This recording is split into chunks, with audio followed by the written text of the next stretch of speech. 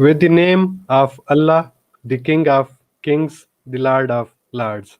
Hello, beautiful family. I am Habib Manjotha from Pakistan, and I interview great people like you. And today, my guest is Mr. Badis from Paris. So, welcome him, and we will learn many things from him. And let's welcome.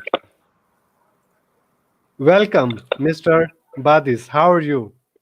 I'm very good. Thank you very much, Mr. Habib, for the invitation and to sharing this beautiful interview with you. Thank you very much. It is my honor to have you in my show. I am very thankful to you that you joined me. Thank you very much. Kindly introduce yourself to the audience. I'm Badis Diab. I'm 30 years. I'm Algerian, but I'm living in France, in Paris, and I'm a writer and humanitarian activist, working in 58 countries with my NGO calling Unity, working for different causes, the childhood, the education, the ecology. We have the disabled people and the old people too. Well, that's great. It's the I think a great thing to help the humanity in too many countries. Well, I would like to start the interview with your life journey. So kindly tell me about your life journey. How did you start and uh, all this? Well, to be honest, for the moment, I think that the life journey is same for everyone with with the COVID-19. So we cannot go out. This lockdown all over the world. So it's difficult. But my life now on my life journey, it's specifically to wake up for help the people. So I'm working 7 days a week, 24 hours by day. I try to find a solution to help the people in the poverty, in the misery, with my organization. So I wake up each morning for find a solution against the poverty. That's the sense of my life, and that's my main objective right now. Well, that's great. And how did you find this idea to make the Unity NGO, and how all this came to the reality? To be honest, when I was 25 years, I was really far from this humanitarian area, on this social activism area. My life was basically a race to get the maximum of money, to get the maximum of superficial stuff, or to just enjoy the life. But something special happened in my life when I was 25 years.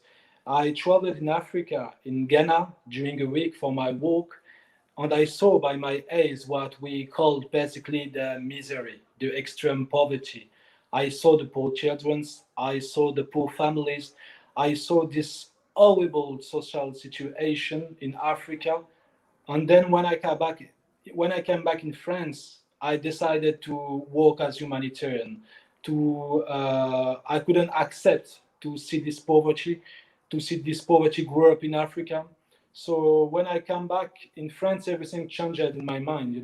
So I decided in 2016, when I was 25 years, to start by creating a foundation specifically to help the African children in the education. So basically, just to provide them some school supplies, some books, some pens, some bags. And after 3 years in 2019, I wanted to go out of Africa and to help all over the world, because I knew that there is a misery, there is an extreme poverty in Asia too, in South America too.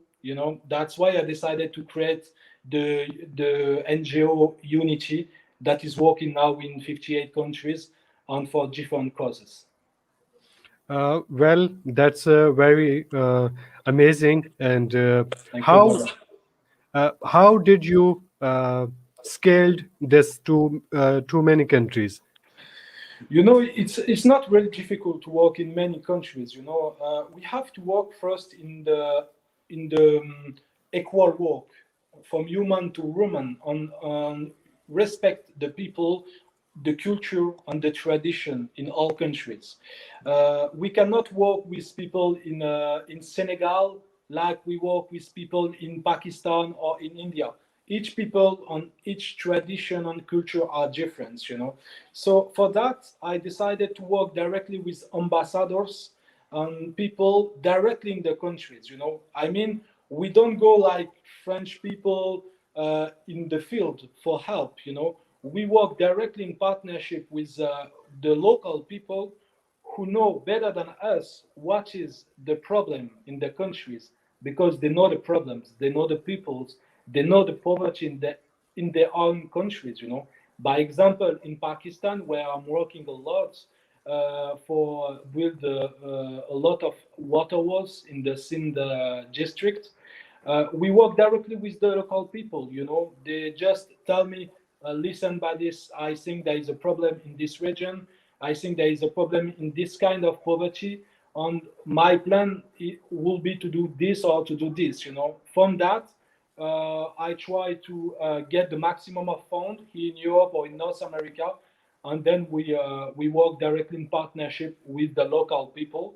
And basically, we are 400 volunteers in the whole world, and in each country, I have something like 10 and 15 volunteers, but only local people. It's awesome, and it is very much fascinating for all the people who want to help the great people, help the people in misery. And if someone want to join you as volunteer, what is the process, and how do you accept it? You know, the process is really simple, you know, and you know, the people who want to join us, they can contact us directly in our Facebook, so Unity NGO in Facebook, or Unity Family Official in Instagram, or they can contact me directly, you know, I'm Badis Diab in Facebook or in Instagram, and they can tell me if they want to work with us and join the team, you know. I accept the maximum of people actually. So if they want to join us and they are really motivated to do something to help the poverty, they can join us actually. Well, it is awesome, and I also read about you that you are the writer, and kindly tell us about your writings. Yeah, so I'm also writer exactly. You know, I write first for explain why I'm working as humanitarian, because it's not natural to work as humanitarian when we are living in France or in North America, because each people want to win the maximum of money. They want to enjoy the life, to buy a new car, buy a new house, and they forget about the misery and the extreme poverty all over the world. They don't know what happened in Asia. They don't know what happened in South America or in Africa. And if my first role as humanitarian is to help the people directly, is also to talk with the persons here in Europe, in France, in Germany, in UK, or in North America, in United States, in Canada, for tell them that the life is not only to earn money and to wait the end of the life, you know. I think that the life is two questions that we have to ask to ourselves. Why we are in this world, on what is our mission in this life. I think that if we can answer to that question, then we can walk, and we can walk in the world of the life, you know, and we can do something great. And I try to tell to all people to find the question to their answers, you know. I think that I found these answers to my own question, and that's why now I know why I'm in this world. I know what is my mission, and I know that we are all families. I mean, you are in Pakistan, I'm in France, but we are definitely brothers from the same human family. And these values, these add values, I try to tell it to the people here in Europe, in North America, who are totally disconnected of the real world, you know. Because even if we have the money, we have a good quality lives here. I think that the civilization in Europe or in North America are totally disconnected of the reality. You know, they are going down, and that's my role to tell them to wake up, to find a solution, to be connected with the people in Asia, in South America, in Africa, whatever the skin color, whatever the difference of the religion, the culture, the tradition, we are all same, equal to equal, human to human. And this is a difficult message that I try to share, but I do it with the, as you said, as with my book as writer, but it's more important to do it with my humanitarian action because to speak it's easy, but it's more difficult to be in the action. And I try to show to the people that I'm in the action, look at the action, and and I try also to show to the maximum of people that everyone can be in the action and in the sharing. Well, that's also very useful for all the people who are thinking about such kind of projects, and they have a will to do something better for humanity and for the poor people. Most of the people say that we want to help poor, but in fact, just you told that speaking is very easy, and we talk such things too much, but the actually main thing is to help the people who are in need, and Exactly. and they are in the need now, uh, Yeah, without without discrimination of color, religion, and everything. uh, I totally well agree. well, and you told about the book, upcoming book, and kindly tell us about it so fans could know about your upcoming book. Yeah, so the first book that I wrote the last year was called Act to Exist because I want to talk about the action. That's for me was the most important. And the second book is calling the humanity before everything, you know and it's very important because I think that the difference, as I just said, the difference between us make the things difficult for work. I mean, the people don't work, the white people don't want to help the black people, by example. The European people don't know about Asia. The North American people don't know about what happened in South America, in Colombia or in Venezuela. And because those people are different about the skin color, about the religion, about the language, my role is to tell them that finally we are not different. We are exactly the same because we have the same sensation inside. Inside, we are the same. We have a heart, we have a family, we know what is the love, we know what is the difficulties. So we have the same reaction actually because we are human. And my role is to say to the people in Europe that the poor people in Africa, in Asia, in South America are really not different. They have a family, they have a mother, they have a father, they have children, they have the same problem that every human being can have. And if we can come back in the humanity, if we can come back in the real life, we will know that this person in Africa or Asia is our sister and our brother. If we know that these people are our family, then we will help them. As long as we think that the people are strangers, they are strangers of us, strangers of our identity, of our country, we will not help them. So I try to make a connection between the people, whatever the difference, because I know that this connection will make us stronger in the solidarity, in the human action, and in the social activism. Well, thank you very much for sharing such a great information for all the people who are doing something good or have some plans to do this. Thank you very Uh, much.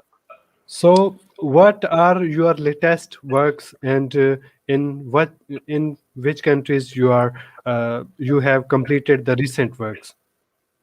To be honest, in each country is difficult, because each country are different, as I just said, about the culture, about the mechanism, how is working the countries. Uh, I think that the most difficult countries is in Africa, basically, because of the poverty, but because it's very difficult to work with the African people sometimes, because the African government don't allowing us to work. So sometimes it's very difficult, especially by, I will just take an example in Uganda, in Africa, in West Africa, where I saw what is the misery, the extreme poverty, where there is thousands of people who don't have any money for live. They don't have any things for eat. They don't have anything for feed their own children.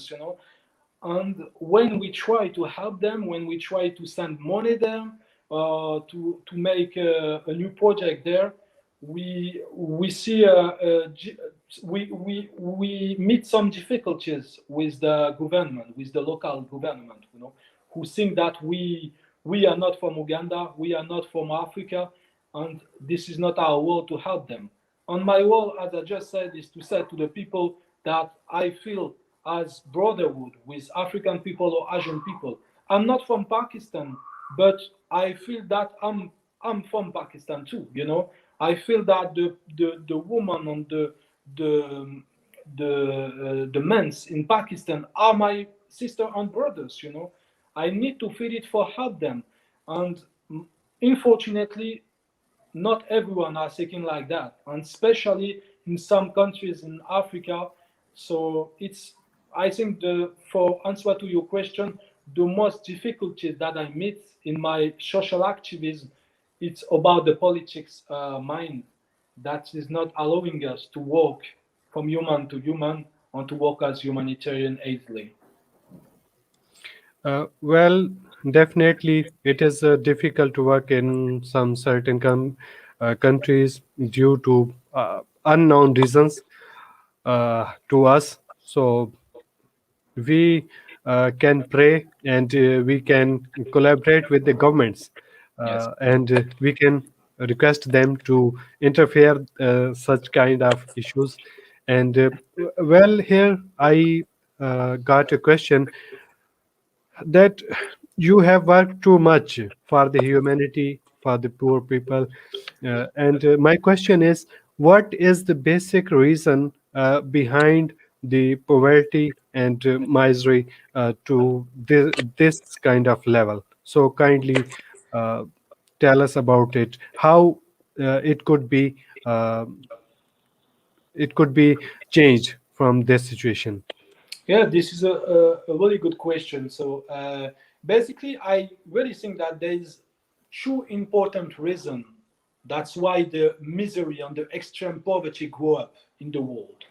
The first one is definitely because the rich countries, from like China, Russia, France, UK, Canada, or United States, keep the money from the poor countries, because they go in their countries, they keep all what they have, and that's why it it's not allowing the people, the local people in the poor countries, to grow up and to find a solution against the poverty.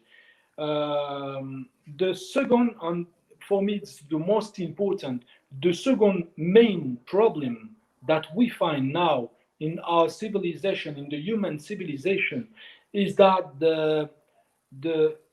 it's because the people from the north don't want to share with the people from the south, and they prefer to keep their money. They prefer to think about their own life. They prefer to enjoy what they have. They prefer to eat so much and to don't share to the people who don't have to eat. They prefer to keep their own salaries and don't give just 1% to the people who live in the difficulties, on these problems of this problem of humanity. I try to resolve it uh, by my work, by the action, by the pictures and the video that seeing the people in North America daily with my operation on the field, and also with my book when I try to explain to the people here that this if we don't share, we will kill the people, you know. And I think that what someone in Paris, in London, in New York, in Washington is responsible about what is happening in the poor world. We have to accept to be responsible. I think I'm responsible too, because I'm living in Paris, because my life quality is very fine, and because there is some people who don't have to eat before the end of the day. They cannot feed their own children's, and this is a problem. I'm the problem too, But if I'm the problem, I accept it, and now I have to find a solution.